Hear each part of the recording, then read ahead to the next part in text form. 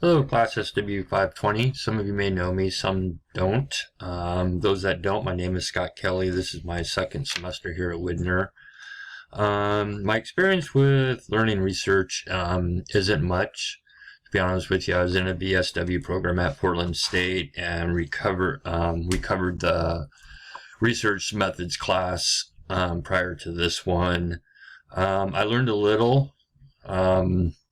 It was very difficult, that class was, but I'm excited to give it another shot. So, what I like, or what would be fun for me would be the lack of math.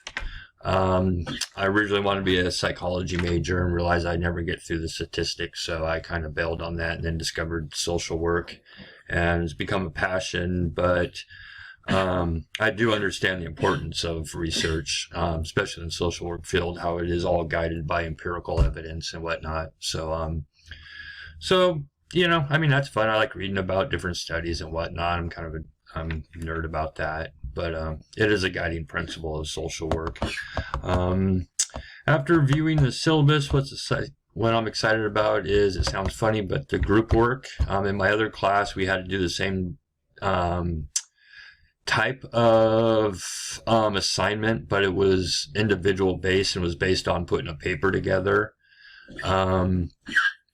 Did pretty good on that, although I missed the whole concept of what a single system design is, but that's just the way it is, and hopefully I'll learn that more as we go along. But yeah, the group work and putting together the presentation and all that, so I've grown accustomed to working in groups now, especially video-wise and being from afar. So, it doesn't really stress me out. I think it's better to put more heads together than just one single person writing a paper. I think that's a lot more stressful than actually doing a group work type thing. So it's like they said, two heads are better than one. So I'm excited about that. Anyways, my name is Scott Kelly, and I'm sure I'll be talking to some of you and meeting new people. Thank you, and good luck this semester.